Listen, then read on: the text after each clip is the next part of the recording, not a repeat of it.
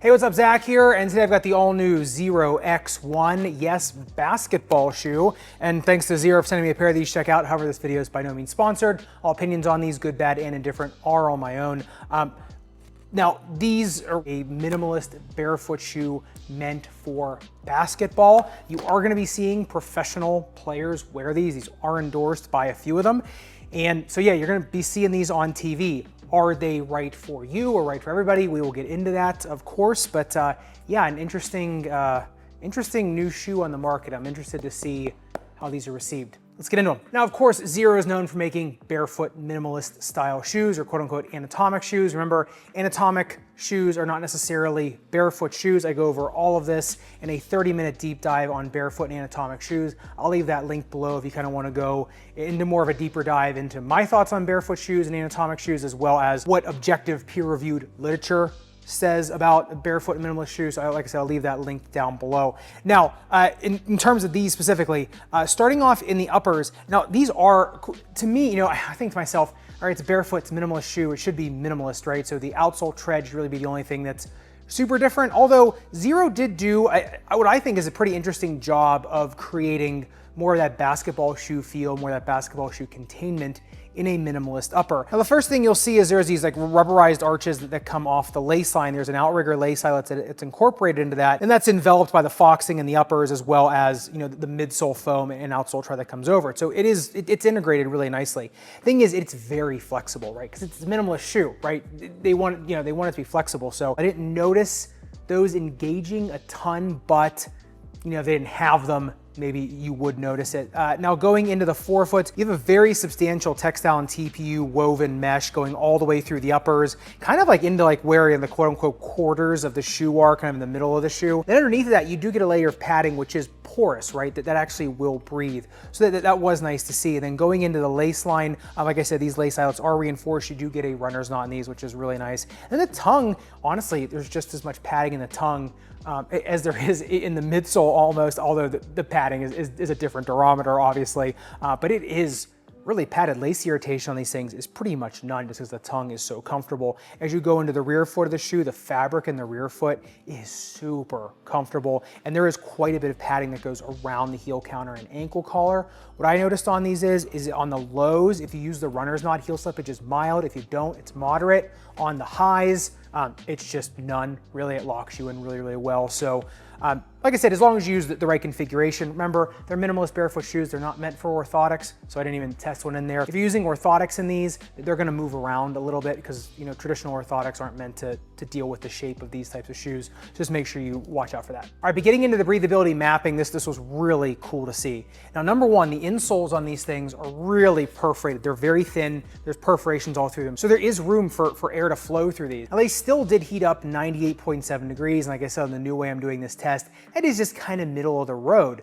The thing is, though, you look at the breathability mapping of these things with the fog machine, and really it takes a while for fog to get out of these uppers, but it does a really good job handling heat. So, and like I said, the uppers are, you know, they're more padded than you think they were. The tongue's really padded. So for what you're getting in the uppers, honestly, I thought the breathability was pretty good, and just the way that the entire uppers kind of expel heat.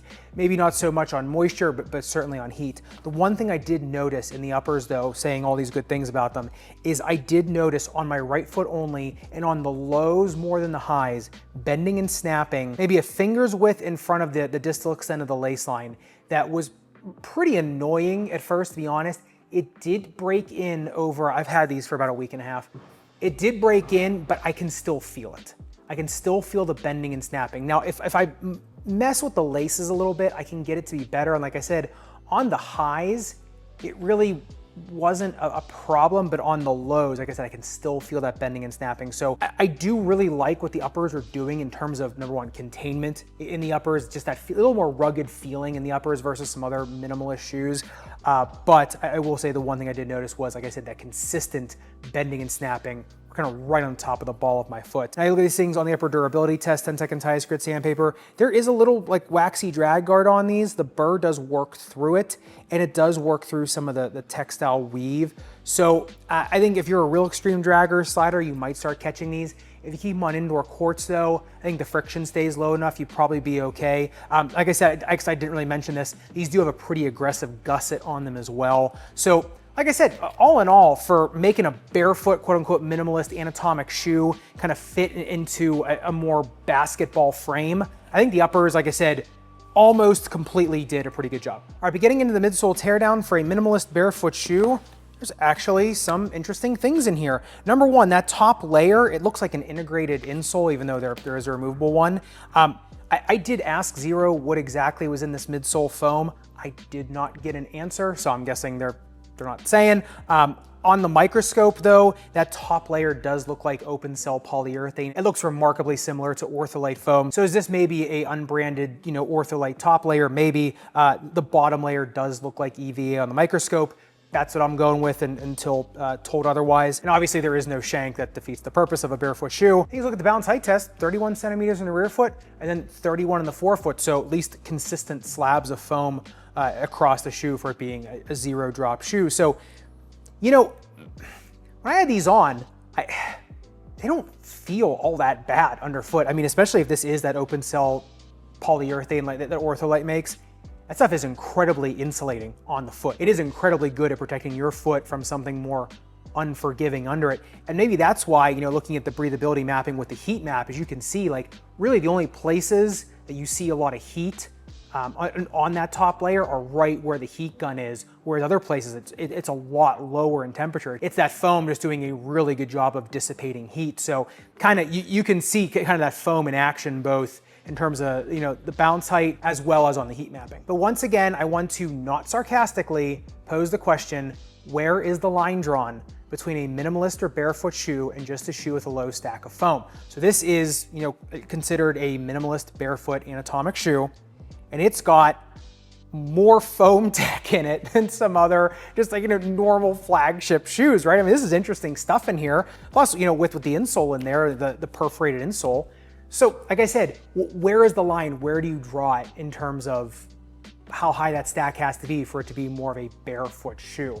I still have not gotten an answer on that, which like I said, I'm not sure if there really is one, but I do think it's interesting that a shoe that is a barefoot shoe still does pack quite a bit of punch in it. All right, but getting into the outsole tread, this is basically 3 pods of herringbone. In the forefoot, you kind of see it diverging to basically the forefoot parabola, which is pretty cool. And in the forefoot, you do get a nice little break point. Remember, the shoe doesn't really have any other structure to it, so it can just bend anywhere. And I know people like that about barefoot shoes, but it is nice to have a little bit of a break point there in the forefoot. You just encourage a little bit more, MPJ movement in the shoe versus it just squishing all over the place. So I do like that. On the grip test ramp, these do slip at 37 degrees. I found on these dust pickup was mild. I would say mild to moderate, but the thing is, it was so weird. So they don't pick up dust for a while, right? And the grip is really consistent. I mean, really consistent.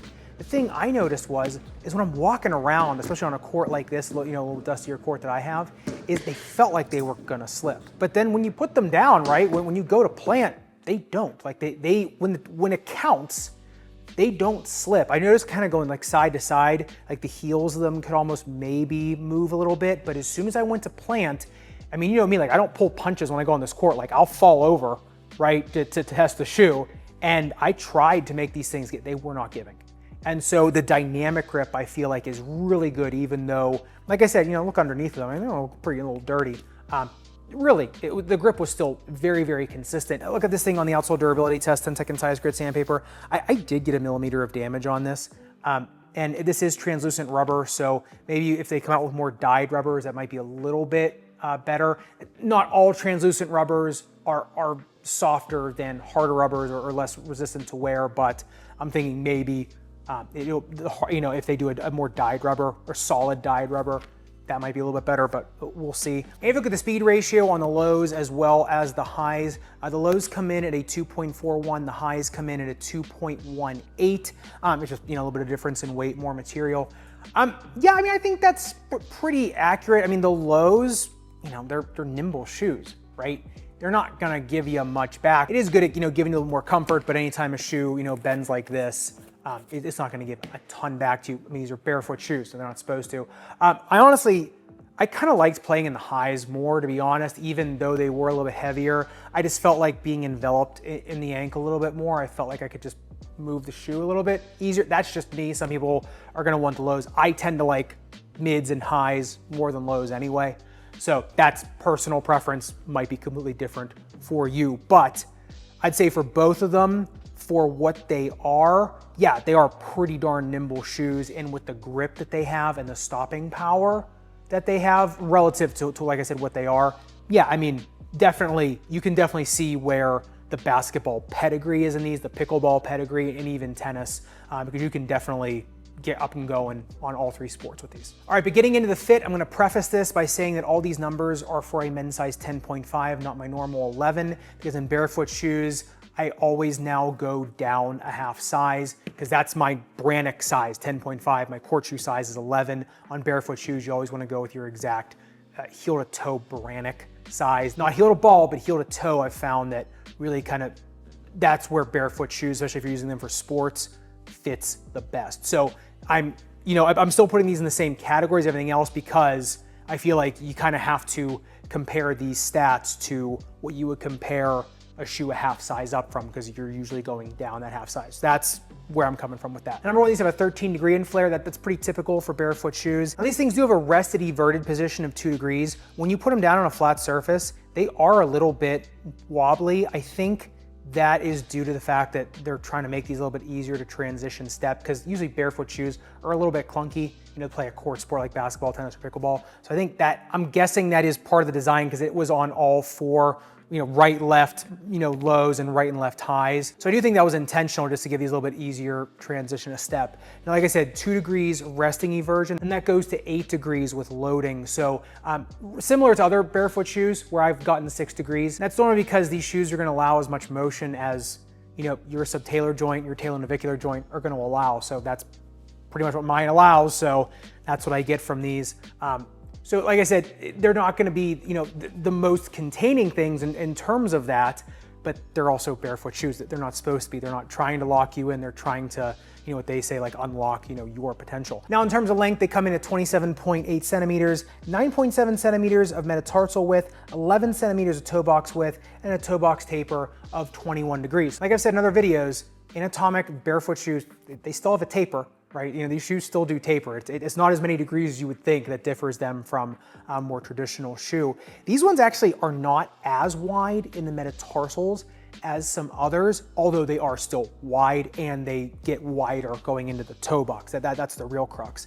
I'd still say narrow, medium, 2E, a 2E, just go to your true Brannock size. A 4E, maybe stick with your true court shoe size, which, like, for me as an 11, I measure a 10.5 on a Brannock.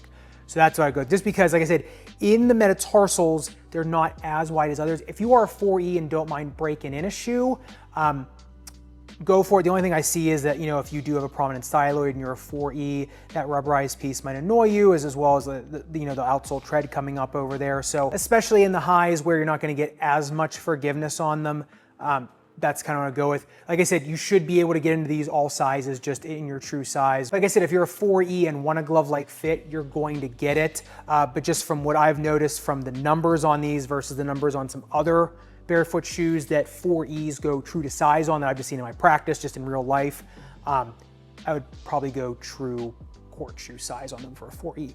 Now, in terms of people I'd be recommending these for, like I said, it's a barefoot shoe. So to me, there are certain people who can wear barefoot shoes consistently. I'm talking like all the time. There are others that can wear them for training, whether it be short training blocks or long training blocks. And there's other people that cannot wear them. There are people that are not indicated for barefoot shoes. I don't care what anybody tells you, there are some people that just physically cannot wear them. Is that you or not? That depends on a whole host of factors. I usually find most people can wear them, right? At least for training. And usually I tell people that are asking, like, the question always comes up, like, should everybody at least try them? I think everybody should at least try a barefoot shoe. especially, like I said, just to see where your deficiencies are, just to see what, your real footwork is like, what your feet can really do, and to train up those muscles in your feet. Remember, the intrinsic muscles of your feet are very hard to train. They're very hard to isolate. Barefoot shoes, to me, wearing a barefoot shoe and then going and doing your specific sport, whether that be basketball, tennis, pickleball, volleyball, whatever, is the best way to train them doing those specific moves without really any assistance from a shank or, from high stacks of foam or, anything like that. So if you look at the comment section in any of my barefoot shoe videos, you'll see there are people in there saying, barefoot shoes changed my life. I love them. There are people saying like, I love training in them. I love, the improvement they gave my game. That's where I fall in. I like them for game improvement a lot. And then there are other people saying like, I can't wear them, or I developed these issues or whatever. Like I said, it is good to, give them a try under controlled circumstances, like use them on a pretty forgiving surface first, right? Don't use them too long first. Ease into them. Don't just go full go in a barefoot shoe without ever doing it before, because you probably get hurt, right? It's the minority of people that don't, or that won't get some issues. I will say the Xeros underneath the footbed, these are probably one of the more forgiving ones underneath the footbed, mainly for that top layer of foam. So especially on a hardwood floor, I think underfoot, they're gonna be one of the better ones out there, I would say, especially for the pounding of basketball. The uppers, you can tell, are meant to be a little bit more rugged, and they're trying to get that sweet spot between, not too floppy of an upper that allows so much movement, but not a super containing rigid upper. I'm just so curious as to who's buying these, what you think of them. So make sure you leave me a comment, even, after you've gotten them a while and played them, come back, leave me another comment, and just let me know how you've liked them. I love it that we now have some choice, right, in the court shoe world, especially for tennis, basketball, pickleball, because these can play all three of those sports, or volleyball just fine. It's not just basketball, they can play all of them fine. So it is nice to have that choice. I just love to know kind of how you find them. So yeah, if you want to see like I said, my deep dive into barefoot anatomic shoes, kind of what all the science says and everything I've found out, everything I've learned from treating patients in barefoot shoes, as well as just liking to read about shoes, in peer-reviewed journals, make sure you click into this video up above and subscribe down below. Respect, Turbo, and Foam. I'll see you somewhere in the Sneakerverse.